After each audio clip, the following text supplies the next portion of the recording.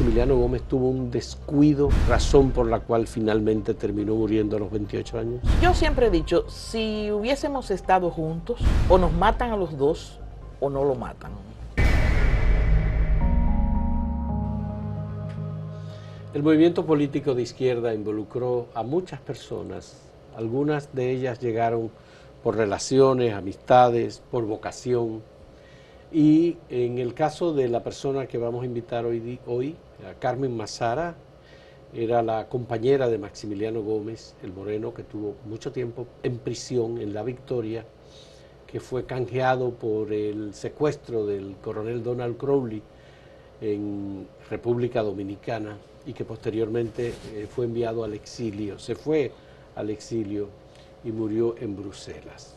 Carmen Massara, como esposa de Maximiliano Gómez, estuvo vinculada al movimiento popular dominicano y el MPD siguió la política trazada por Maximiliano Gómez de que Joaquín Balaguer era la expresión del imperialismo en República Dominicana y que había que salir del gobierno de Balaguer de los 12 años y formó parte del Acuerdo de Santiago.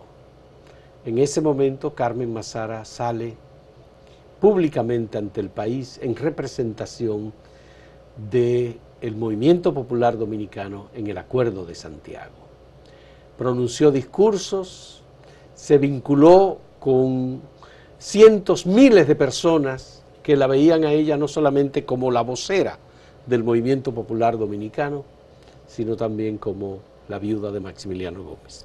Muchas gracias, Carmen, por aceptar esta conversación. Yo sé que ha sido un poco largo tratar de conseguir el diálogo, pero bueno, estamos aquí y agradecemos muchísimo que podamos hablar sobre esos momentos. ¿Recuerda el momento en que el movimiento popular dominicano le pidió, le dijo, le necesitamos, porque alguien tiene que ser, y una persona como usted es ideal para hacerlo, vocera del MPD en el Acuerdo de Santiago? Sí, lo recuerdo perfectamente. La mayoría de los compañeros estaban presos. También habían matado a la mayoría de los compañeros, o una gran mayoría. Frente a esa situación, los compañeros que estaban en la cárcel me enviaron un documento donde me pedían que fuera la vocera junto a Juan López del Movimiento Popular Dominicano. Era mi partido, yo era una militante del partido y accedí gustosamente. Era mi deber y era también un compromiso con mi organización y con la patria. Hay un momento en que se produce un encuentro en Santiago, en donde parece ser que era difícil que se pudiera hablar en ese mitin en nombre del Movimiento Popular Dominicano, y Carmen lo logró. ¿Cómo fue eso, Carmen? A fuerza de voluntad. Sí. Es cierto, no querían que el Movimiento Popular Dominicano en mi nombre hiciera una exposición pública de cuáles eran los objetivos de nuestra participación en el Acuerdo de Santiago, y a fuerza de voluntad lo logré. Me impuse realmente, porque no querían permitírmelo. ¿Quiénes se oponían, Carmen? Muchos, incluso compañeros que formaban parte de la izquierda, sí, que estaban en... Todavía no se había formado el Acuerdo de Santiago. Cuando ese gran mitin de Santiago, eso fue cuando participábamos del bloque... De la Dignidad Nacional. De la Dignidad Nacional. Sí. En el Acuerdo de Santiago ya fue después. Yeah. Pero yo también formé parte de ese bloque institucional junto al compañero Juan López, yeah, nosotros dos. Después Juan López cayó preso y entonces es que yo participo yo sola como la vocera del Acuerdo de Santiago del Movimiento Popular Dominicano. ¿Y el rechazo era al Movimiento Popular Dominicano o a que era una mujer la vocera?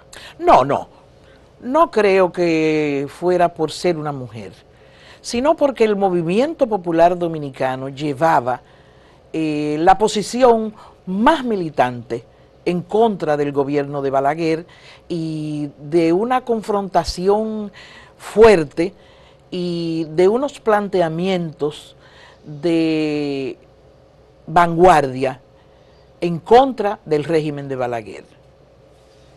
Ese movimiento popular dominicano que tenía muy claro establecido que había que aliarse a quien sea para salir de Balaguer, incluyendo un golpe de Estado revolucionario, los comandos de la resistencia, la táctica Isla Gotró que se había adoptado en el año 69, todos esos esfuerzos en contra del el doctor Joaquín Balaguer y su gobierno de 12 años, quien lo representaba era el movimiento popular dominicano, pero finalmente quien mejor lo interpretó parece ser que fue José Francisco Peña Gómez, porque Bosch renunció del PRD, formó el Partido de la Liberación Dominicana, dijo que las elecciones eran mataderos electorales, que iban a buscar la liberación nacional mediante otro método, que no eran elecciones, y ya desde el Acuerdo de Santiago, en donde usted estaba, usted se dio cuenta de que Bosch no quería estar ahí.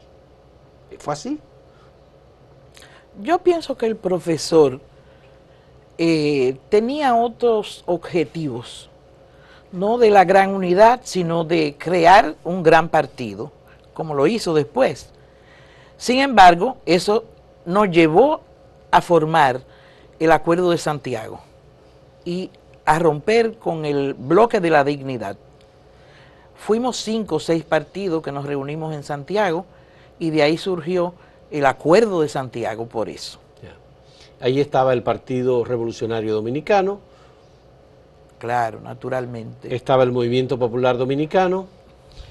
Estaba el Partido Quisqueyano Demócrata. Exacto. ¿Y cuáles otros 2 partidos? El Partido Revolucionario Social Cristiano. El Partido del Machete Verde estaba ahí. Sí, no recuerdo bien, pero creo que sí. Sí. Y estaba el MIDA. El Movimiento de Integración Antirreeleccionista. Sí, MIDA, sí, de Francisco Augusto Lora. Sí, sí. Esos fueron los que Éramos formaron. 5 o 6 partidos que iniciamos el Acuerdo de Santiago. Luego se fueron asimilando otras partidos. Organizaciones. Sí, sí. ¿Y cómo termina lo del Acuerdo de Santiago? ¿Qué fue lo que detonó, usted que estaba ahí dentro de la dirección del Acuerdo de Santiago, que se disolviera y que no hubiera participación electoral? Mira, había una negativa total de parte de Balaguer de que el general Wessing retornara al país y era nuestro candidato a la vicepresidencia. Y entonces, en esa confrontación, el doctor Balaguer se negó totalmente. Y entonces nos juntamos, discutimos y llegamos a la conclusión de que no. Incluso Balaguer nos llegó a plantear a nosotros nada personal, sino con un emisario, que él le daba la libertad a los presos políticos y el retorno de los exiliados, menos a Wessing. Nosotros nos negamos. Entonces, en esa confrontación y muchas reuniones y muchos planteamientos, la guardia con la bandera roja en la punta de los fusiles. Era un terror. Entonces, en esa situación, nosotros nos retiramos. Y fue un proceso electoral en 1974 en el que Joaquín Balaguer acudió solamente con la Jara Burgos como candidato del Partido Demócrata Popular. Exactamente. Sí. Sí. Que por cierto sacó muchos votos la Jara Burgos en ese momento. Se lo pasaron. Sí. Carmen, me gustaría saber, balance de la participación de la izquierda. ¿Pensó, reflexionó sobre el rol jugado por la izquierda en ese momento y en relación con ese esfuerzo que había iniciado Maximiliano Gómez para salir de Balaguer del poder? La izquierda, ¿cuál fue su comportamiento? ¿Lo entendió, no lo entendió? ¿Malinterpretó el rol planteado por Maximiliano Gómez? ¿Qué reflexión puede darnos sobre eso? Mira, yo creo que muchos de los compañeros no entendieron, muchos de los compañeros de izquierda no entendieron esto y que incluso nos llamaban, fundamentalmente en la universidad, tuve que nos voceaban, huesinistas, porque por primera vez se dio ese experimento de que la izquierda o parte de la izquierda participara en un frente amplio, por primera vez. Fundamentalmente una alianza con quien había sido nuestro enemigo en la Guerra de Abril, a quien habíamos confrontado, ¿tú me entiendes? Entonces, fue algo novedoso, algo arriesgado, yo diría. Muchos de los compañeros de izquierda se negaban a ese tipo de alianza y otros nos respetaban. Y al final se han dado cuenta de que Maximiliano Gómez no estaba equivocado, porque se ha venido dando en países de América Latina ese tipo de alianza. Y yo creo que los compañeros, con mucho respeto, eso sí, compañeros de izquierda, llegaron a comprender que era válido el paso. Sin decirlo, sin participar del frente, pero se han llegado a dar cuenta que era un paso que había que dar. Pero muchos luego en la izquierda, algunos luego en la izquierda, apoyaron algunas de las políticas planteadas por Joaquín Balaguer como reformas. El caso de la reforma agraria, por ejemplo. Y apoyaron deliberadamente y decían, bueno, queremos frente a las transnacionales que tenga una política así, de este modo. Y lo decían, pero lo apoyaban a Balaguer. Otros apoyaron al Partido Revolucionario Dominicano con Peña Gómez. Y se fueron con la hipótesis y fueron como aliados en procesos electorales posteriores. Y hubo los que finalmente se fueron con el profesor Juan Bosch, algunos de los militantes de izquierda que entendían que Bosch era de izquierda. Esa fragmentación de la izquierda en esos años representó definitivamente el declive del movimiento izquierdista en el país, o hubo que esperar a que el PRD llegara al poder. Yo creo que la fragmentación tuvo mucho que ver con esto, porque queríamos tener tantos grupos y surgieron tantos compañeros que querían dirigir.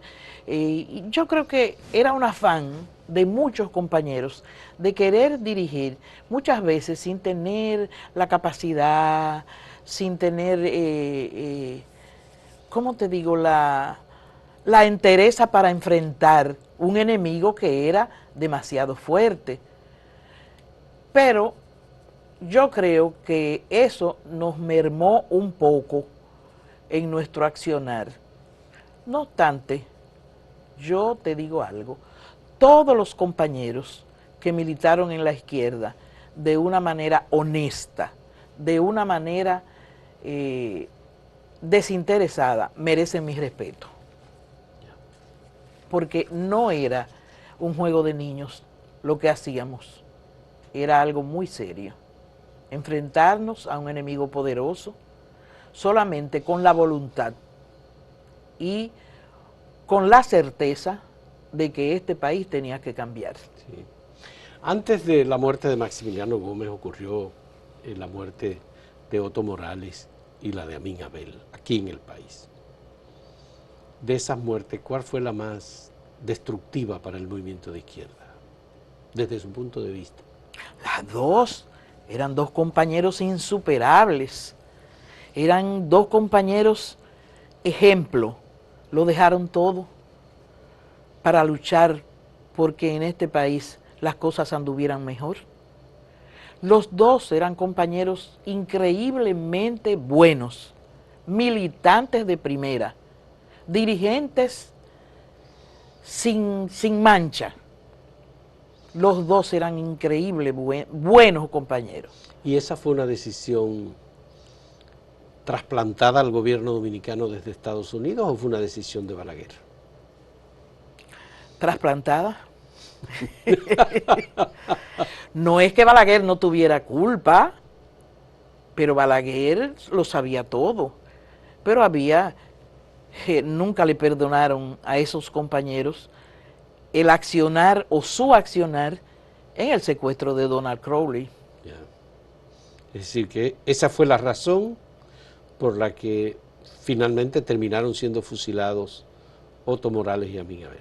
Eso aceleró, porque recuérdate que hubo una cacería de brujas. Sí, sí, claro. Sí, sí. Eso aceleró su fusilamiento.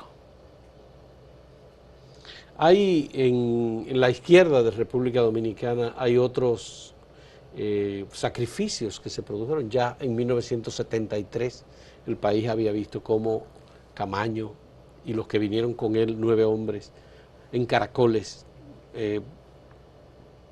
resultaron fusilados, muertos. El propio Camaño, sobrevivieron solamente 2, que fueron Hanle Germán y Claudio. Toribio Peñajáquez también resultó que se perdió, el guerrillero perdido, ¿no? Entonces, de todos esos sacrificios para la sociedad dominicana, Carmen, yo creo que es como todo muy doloroso, cómo se produjeron estos hechos. Y hay gente que ha reivindicado incluso a Balaguer, porque dicen, bueno, la izquierda le negó la sal y el agua a Balaguer. Balaguer no tuvo otra cosa que hacer que enfrentar a la izquierda que estaba decidida a tumbarlo del poder, y él tomó la decisión. Posteriormente surgió el asesinato de Orlando Martínez, que Balaguer sabía desde el principio quiénes lo habían matado y tampoco hizo absolutamente nada para evitarlo. De todo eso, ¿qué es lo más difícil para ustedes? Para usted como víctima, esposa de una de las víctimas directamente, con una familia que también es víctima de esos acontecimientos. ¿Lo más duro en qué sentido, Fausto? Lo más difícil como esposa, como madre, como ser humano, como izquierdista, o por tener un sentimiento político diferente. Mira, fue una época muy dura para todos. Cuando la muerte del Moreno yo tenía 23 años. O sea, éramos un conglomerado de gente muy joven, muy joven. Sin embargo, teníamos muy claro que nosotros teníamos que combatir un régimen de fuerza, un régimen que no paraba ante nada y que por el solo hecho de tú ser opositor de ese régimen, te la cobraban muy cara. Fue una época muy dura, fue una época terrible. Sin embargo, yo no me arrepiento de mi participación, no me arrepiento en lo absoluto del papel que yo pude jugar en ese sentido, y si tuviese que volverlo a hacer, lo haría, aún a riesgo de mi propia vida, como lo hice. Fue una época de solidaridad, fue una época hermosa, fue una época de respeto entre los compañeros, de amor, de consideración. Vivíamos el día a día pensando qué pasará mañana, juzgándonos nuestras vidas en las calles de este país. Pero sin lugar a dudas, lo volvería a repetir. Bien. Vamos a hacer una primera pausa en este diálogo con Carmen Mazara, no solamente la viuda de Maximiliano Gómez, que ya nos acaba de decir que tenía apenas 23 años cuando su muerte, sino también la madre de Fabricio y de Guido Gómez Mazara. En un momento retornamos.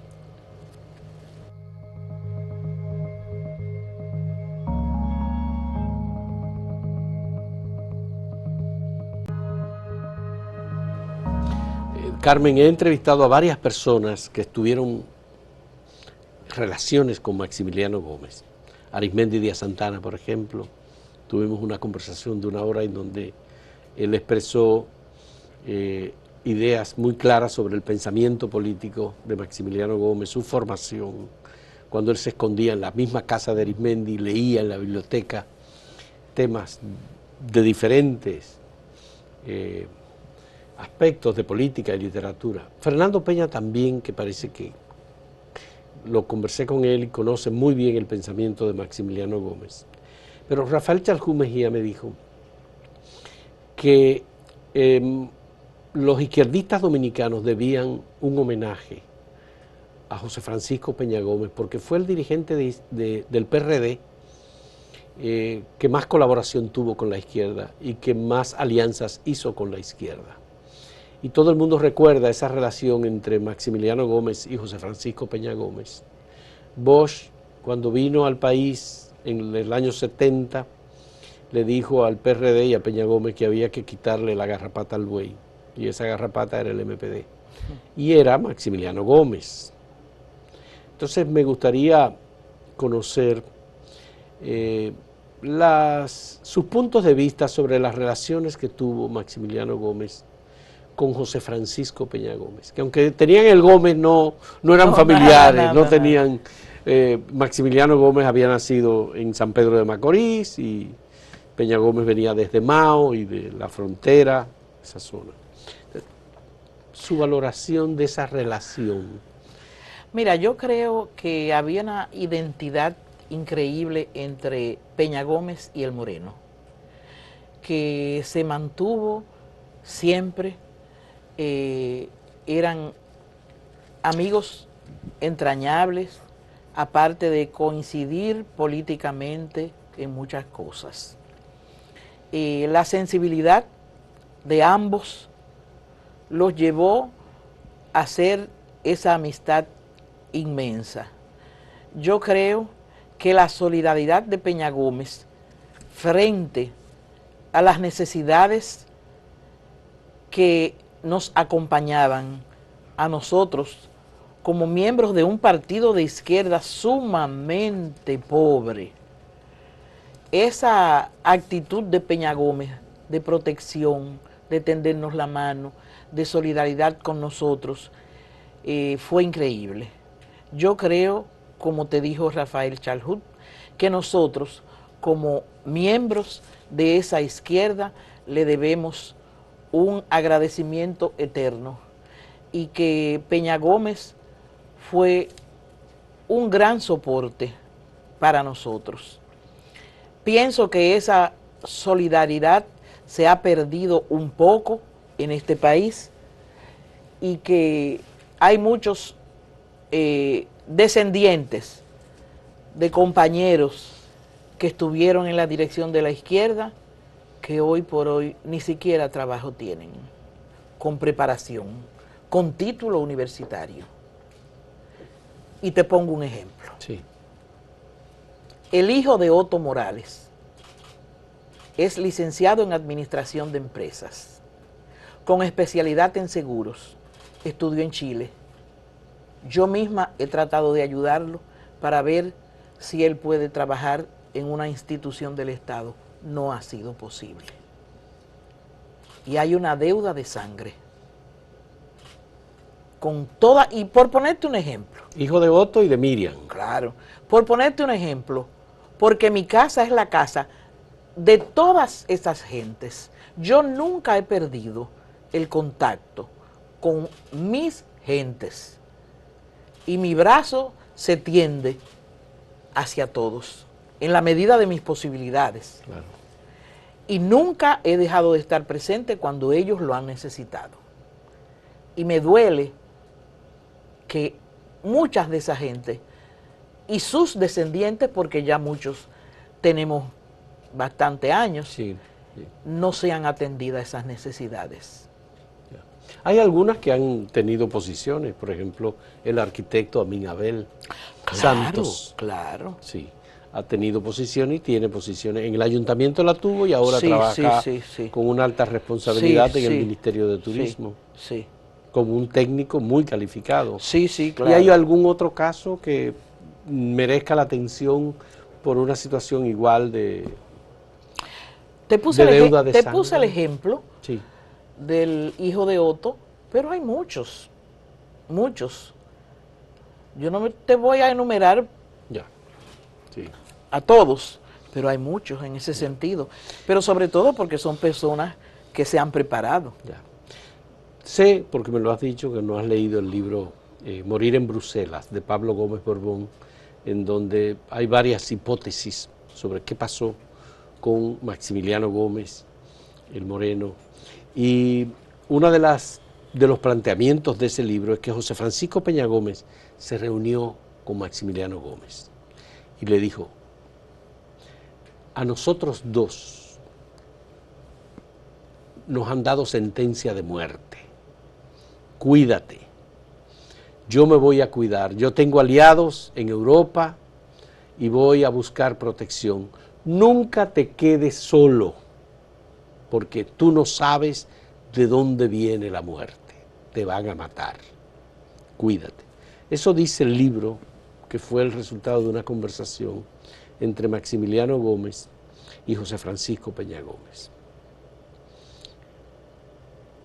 Menciono este caso porque es casi como hipotético, pareciera, y hay testimonio en ese sentido de que fue así, de que se produjo la advertencia, y ya algunos como Rafael Chalhumi habían dicho, bueno, sí, Peña Gómez salvó muchas vidas. Sí, claro. Sí. Entonces, se puede entender que Maximiliano Gómez tuvo un descuido en su propia seguridad, razón por la cual finalmente terminó muriendo a los 28 años. Yo creo que sí, él era una persona muy confiada, muy abierta, creía mucho en la gente. Y yo siempre he dicho, si hubiésemos estado juntos, o nos matan a los dos, o no lo matan, porque yo no soy así. Cuando la muerte del Moreno, yo estaba presa en La Victoria. Tenía unos meses presa. Habíamos perdido la comunicación, que era muy pobre la comunicación, porque casi no podíamos hablar por teléfono, temiendo a la persecución, casi no podíamos escribirnos porque por correo no podía ser. Bueno, esa vida que uno llevaba. Esperábamos que alguien estuviese en Europa y él me escribía y eso, pero tenía varios meses que no sabía de él. Su última carta, que me la escribió y me la envió a casa de una amiga, que acordábamos escribirnos ahí, yo la leí después de su muerte, después de yo haber salido de La Victoria. Sí. Carmen, el otro personaje, aparte de José Francisco Peña Gómez, que ya lo conversamos, es el profesor Juan Bosch. Maximiliano Gómez tuvo comunicación, diálogo, discusión con el profesor Juan Bosch. Tengo entendido que sí, no en la misma medida que con Peña Gómez, pero tengo entendido que ellos sí conversaron unas veces. ¿Y alguna posibilidad de acercamiento político? Joaquín Balaguer como presidente de la República en esa época, en esos 12 años violentos, la Guerra de Abril, alguna de las luchas fuertes planteadas hasta en el ámbito militar, la táctica Isla Gotró, por el Movimiento Popular Dominicano, y Maximiliano Gómez como secretario general. ¿Con Joaquín Balaguer? Con Bosch. Ah, con el profesor Juan Bosch. Profesor Juan Bosch. Bueno, yo te diría que alguna conversación pudo haber sido, sobre todo con la gente que estuvieron más cerca de nosotros, como fueron José Ovalle, Winston Arnaud, de la dirección del partido. Arnaud lo vinculaban más al MPD que al PRD, es decir, era como una especie de agente del MPD dentro del, dentro del PRD. No. Winston era un hombre de avanzada y era personalmente muy amigo nuestro. Y José Ovalle también, sí. Rafa Gamundi también. Sí. Eran, dentro de ese PRD, eran los que giraban más hacia la izquierda, yo diría, sí. Y tenían un pensamiento más de izquierda, pero no jamás eran, ¿cómo te digo? Conversación con el profesor pudieron haber sido pocas. Esa política de desgarrapatizar el buey. No lesionó de alguna manera a la izquierda y particularmente al MPD en relación con, en esa relación política con el profesor Bosch. Porque en realidad era como, bueno, Bosch dijo, yo no quiero relación con la izquierda, el PRD no puede ir por ahí. Mira, lo que pasa fue que cuando el profesor Juan Bosch planteó esto, el MPD era un partido que estaba en la cima, no solamente de la lucha política y de la popularidad, sino que estaba muy cerca de la toma del poder, muy cerca, porque los intentos de golpe de Estado revolucionario, de aliarnos con el que tuviera en contra de Balaguer, eso fue creciendo, fue tomando auge, y yo te diría que el MPD llegó casi a la cima en ese sentido. Yo diría que el profesor no quería que nosotros tuviéramos un papel protagónico y que le quitáramos ese papel al PRD. Y cuando él vino, pues trató de que las cosas fueran diferentes. ¿En algún momento se le vio desde el MPD al profesor Juan Bosch como parte de la izquierda? Yo creo que no. Yo creo que no. Ni aun cuando él renuncia a los procesos electorales y plantea la liberación nacional como una solución y se vincula a los vietnamitas, a Ho Chi Minh, a Norodom Sihanouk, es decir, a líderes internacionales. Y aparecía Juan Bosch en fotografía, en sus viajes con esos líderes mundiales, cerca de Fidel Castro. Sí, sí, sí. Se le vio como de la izquierda.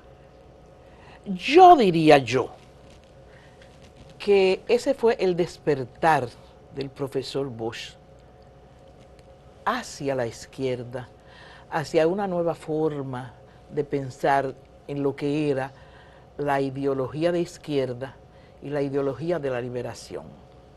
Yo diría que a pesar de esos años fue un despertar, y fue un despertar hermoso, porque fue ya a su edad saber que esa era la verdad.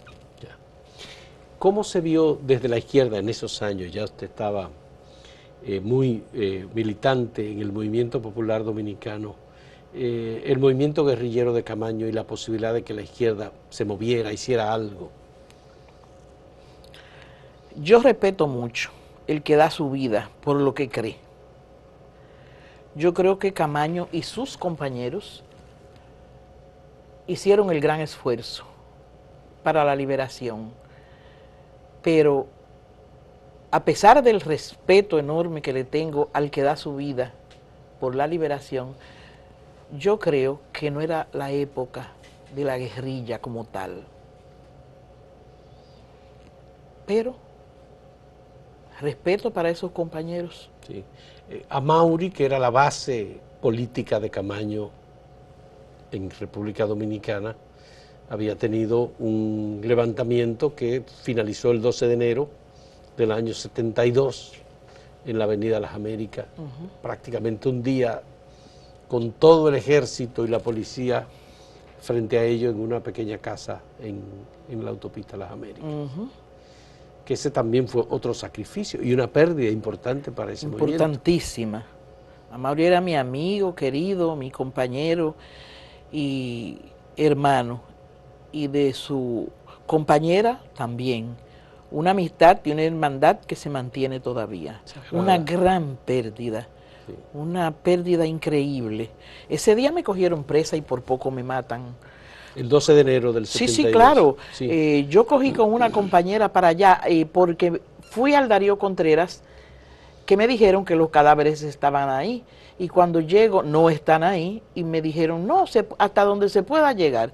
Y cogimos para allá. Y por poco nos matan. Porque el ejército y la policía y todo. Claro, eso estaba minado. Minado, sí. Sí, sí. ¿Pero las identificaron a ustedes? ¿A usted la identificaron? Sí, claro, claro. Claro, y entonces nos metieron, íbamos en el vehículo de la compañera, nos metieron en un carro de la policía, Yo dije, bueno, por el camino no, nos matan, pero nada. Nos devolvieron y pasamos el día entero en el cuartel de la policía, presas. Ya. ¿Hubo algún momento, usted lo acaba de mencionar, el MPD estuvo en un momento muy alto, en que la izquierda pudiera quitar a Balaguer del poder? Se acercó esa posibilidad. ¿Apareció algún oficial, algún general que quisiera casarse con la gloria en ese momento? Huesin fue uno que intentó, ¿verdad? Y Balaguer lo presentó como un golpista Sí, impenitente. sí. Bueno, ¿cómo te digo? A nivel de conspiración todo es posible. Y nosotros tuvimos al tris de un golpe de Estado, pero desgraciadamente no lo logramos.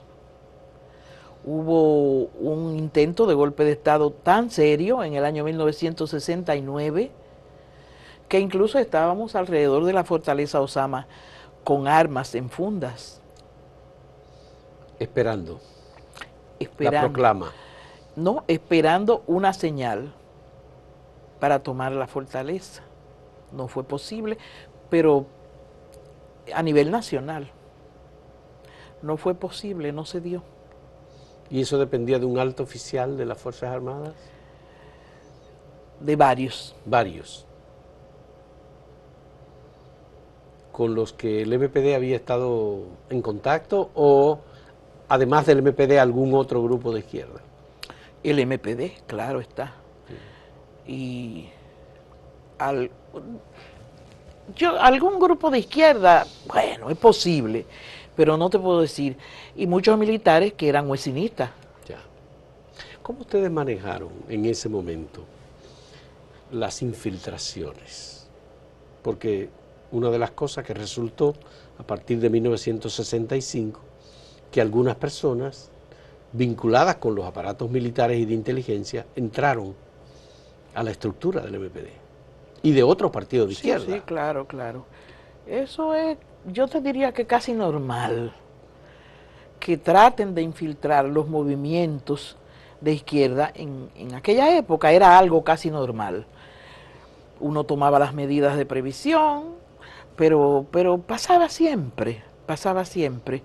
Y sobre todo en el MPD, que era un partido de combate, de vanguardia. Lo tuvimos, las infiltraciones, claro que sí.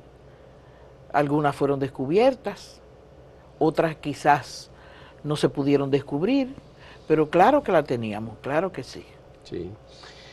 Bueno, creo que fue Voz Proletaria que fusiló abiertamente a Juanito el Lagarto.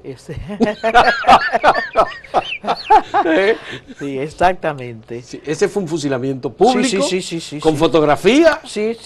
además frente a un árbol, lo juzgaron, Sí. se sabe quiénes fueron los jueces y los fiscales. Sí.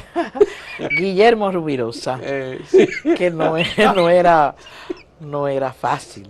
Guillermo Rubirosa, Sí, Fermín, sí. sí. Eso fue un fusilamiento público. Público, sí. Quizás para que sirviera de escarmiento. Sí. Pero sí. Y era una infiltración dentro de una organización de izquierda que al final terminó descubriendo cómo todas las informaciones iban hacia las instituciones de inteligencia del Estado. Sí, claro. Y en todos los grupos de izquierda hubo ese tipo de cosas. Se tomaban medidas precautorias, pero pasaban. Ya. Ha habido Iván Rodríguez en una entrevista que le hice, el economista, Ajá. no Iván Rodríguez, el que del Partido de los Trabajadores Dominicanos, de la línea roja del 14 de julio, sino el economista, que fue de Voz Proletaria, fue del MPD y creo que fue también de la línea roja. Él dijo que, y pasó así muy la declaración que él dio, que Moisés Blanco Henao tuvo algún tipo de relación o tenía algún tipo de relación con los organismos de inteligencia del Estado. A mí me llamó la atención y luego que terminamos la entrevista yo le reiteré, le pedí que me aclarara eso porque yo nunca había oído de ningún vínculo de Moisés Blanco Henao. Y así, Joaquín Pou Castro, en una entrevista que le hice sobre el caso Orlando Martínez, hace ya mucho tiempo, igualmente dijo que uno de los dirigentes del Movimiento Popular Dominicano, Cocuyo Báez, tenía una relación especial con organismos de inteligencia del Estado. Entonces, esas cosas como que generan algún tipo de duda. Hubo otra persona que me informó que Silvio Erasme Peña, periodista, director del periódico La Noticia, tenía una relación muy especial con Enrique Pérez y Pérez. Pero la esposa de Silvio Erasme Peña en ese momento era una militante del Movimiento Popular Dominicano. Clara Leila Alfonso. Clara Leila Alfonso, sí. Entonces, esos son temas que van como surgiendo ahora y que no hay un seguimiento, no hay ninguna confirmación ni rechazo. Ya cuando se escriba finalmente alguien la historia de la izquierda, esos temas podrán dilucidarse claramente. Claro. Mira, con relación a Moisés, yo no tengo ningún elemento de juicio para decirte sí o no. Ya. No tengo ningún elemento de juicio. Moisés trabajó con organismos internacionales, fue director de la corporación, algo así. Se alejó totalmente de su vieja militancia. Sí. No tengo un elemento de juicio. Con relación a Cocuyo Báez, debo decirte que Cocuyo Báez es un hombre íntegro, es un hombre, un militante que ahora mismo ocupa una posición dentro del Partido Revolucionario Moderno, un hombre a quien yo respeto. Y muchas veces, y te voy a hablar en términos ya medio izquierdistas, el enemigo pone a rodar rumores para que estos, en el transcurso del tiempo, se conviertan en realidad. Sí. En mí no van a encontrar eco. Yeah.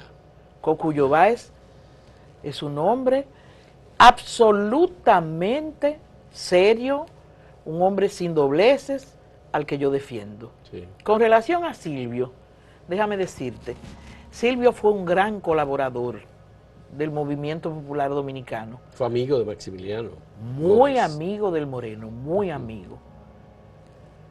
Tenía coincidencia de su origen, del pueblo donde era, con Pérez y Pérez, me parece. Y en ese sentido eran amigos. Ya. Pero Silvio era muy amigo nuestro. Su casa fue un refugio.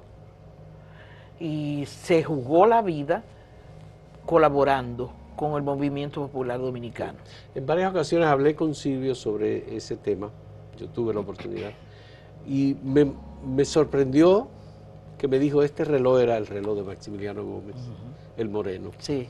¿Era así? Sí, es cierto. Es cierto. Eran muy amigos. Eran muy amigos, sí. Vamos a hacer una última pausa en este diálogo con Carmen Mazara.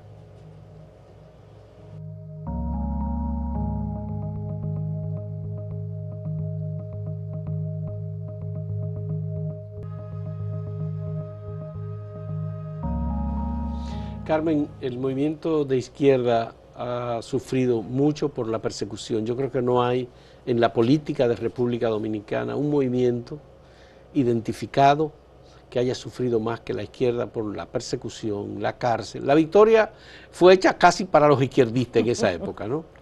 Y los asesinatos que se produjeron eran buscados y eran asesinados. Sí, claro. Es decir, hay tantos nombres que se pueden mencionar. Y entonces me gustaría conocer la labor de la izquierda en el campo, en el movimiento obrero, buscando construir el partido marxista-leninista de República Dominicana, como lo definió el mismo Maximiliano Gómez. Dijo, esto debe ir en ascenso, esto es un movimiento democrático que va hacia el socialismo, muy claramente definido en este libro que recoge los textos, los escritos políticos de Maximiliano Gómez. Ahí está. Yo me gustaría conocer,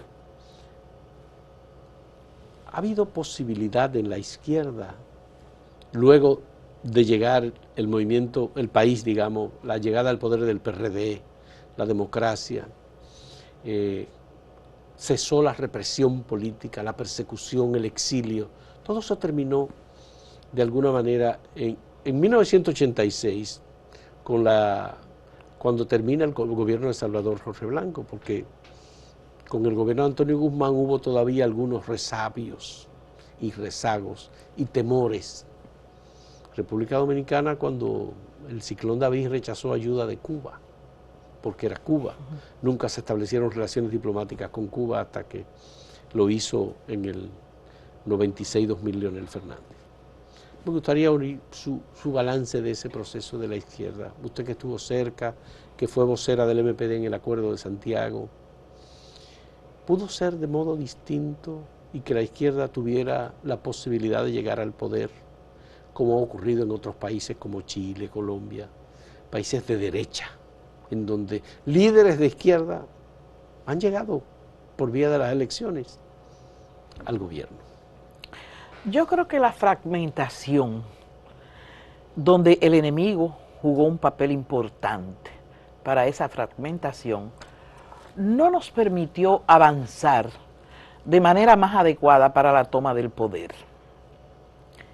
Y yo creo que nosotros no fuimos lo suficientemente hábiles en el sentido de detectar a tiempo de que la unidad valía más en lo fundamental y dejar lo secundario para después, y que lo importante era la toma del poder.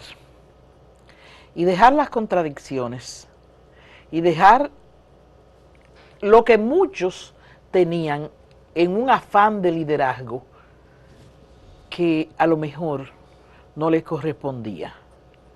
No fuimos capaces de dejar un poco nuestro protagonismo de todos los partidos de izquierda y centrarnos más en el objetivo de la toma del poder. Esa discusión ideológica entre revolución rusa, revolución china, la revolución cubana, y esa fragmentación, que aquí los grupos se dividían de izquierda entre esos bloques, ¿tuvo algún efecto? Claro que sí, por eso el Moreno plantea en algo increíblemente preciso y claro, y escribe sobre el colonialismo ideológico. Colonialismo ideológico. Se adelantó a la época. Y el planteamiento del Moreno tiene vigencia después de tantos años. Y nada más claro que eso. Nosotros tenemos nuestra propia realidad. Y calcando experiencias de países hermanos y de revoluciones hermanas, nosotros tenemos nuestra propia realidad en qué basarnos para hacer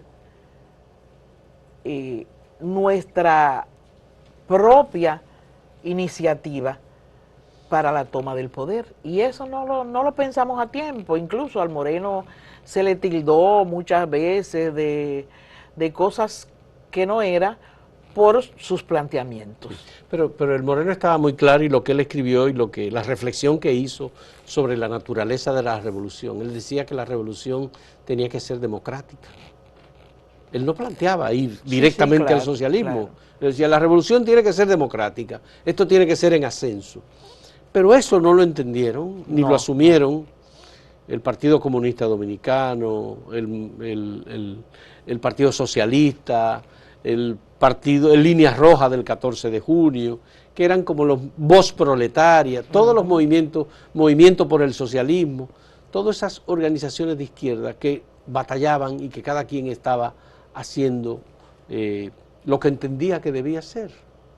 Hay quienes han hablado de falta de visión, de falta de conocimiento de los procesos históricos en el país por parte de la izquierda.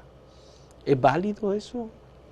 Yo creo que sí, que pocos dirigentes de izquierda se dedicaron a estudiar no solamente la realidad social dominicana, sino la de otros países hermanos, y preguntarse por qué ellos han podido tomar el poder y nosotros no. Y hacer un análisis profundo. Ha hecho falta eso. Ha hecho falta, yo creo. E hizo falta en aquella época. Y yo creo que por eso la nueva generación tiene que estudiar mucho, tiene que prepararse mucho, porque el ejercicio de la política no tiene que ser un juego de niños, tiene que ser algo profundo, algo sustentado en bases ideológicas convincentes y tratar de llegar a un objetivo como lo han hecho otros países. Sí. Hay posibilidad de que la izquierda, aquí Manuel Salazar en una conversación que tuve me dijo hay 72 grupos de izquierda en este momento en República Dominicana, que se definen como de izquierda, hoy día. ¿Hay alguna posibilidad de que la izquierda, conceptualmente hablando, de República Dominicana pueda unificarse y plantear una propuesta democrática, liberal, que conduzca al país a una posición, digamos, más cercana a lo que está pasando con otros países? Yo creo que sí, que se puede unificar la izquierda si dejamos un poco, óyeme bien, esas apetencias de liderazgo, entre comillas, que existe en muchos compañeros y en muchos grupos. Un líder tiene que prepararse, ser vanguardia, ser unificador, ser humilde y además, por Dios, menos grupos de izquierda y más unidad. La fragmentación es un elemento de dispersión. Totalmente, totalmente. Es imposible que existan en un país como nosotros, con una historia tan hermosa, tanta dispersión, y todo el mundo quiere ser líder, ¿me entiendes? Sí. Y eso no nos hace bien. Yo creo que se pueden dar pasos en el sentido de una gran unificación. República Dominicana fue el país, después de Cuba, que tuvo la oportunidad de iniciar un proceso revolucionario, porque Peña Gómez lo inició en el 65, con la Revolución de Abril para salir del triunvirato, y el Consejo de Estado, y resultó que Estados Unidos decidió intervenir militarmente en el país, porque no quería que se reprodujera la experiencia cubana. Parece que eso también tuvo un efecto muy, muy decisivo en el devenir histórico de República Dominicana. Acabo de leer el discurso pronunciado por Balaguer en el 66, cuando asumió el poder luego de las elecciones del 1 de junio del año 66. Y Estados Unidos estaba manteniendo al país con fondos para que se pudiera pagar la nómina pública. Balaguer lo definió eso como dádiva del gobierno americano, pero dijo que iba a perseguir y que el que se opusiera al estado de cosas, obviamente que lo iba a terminar.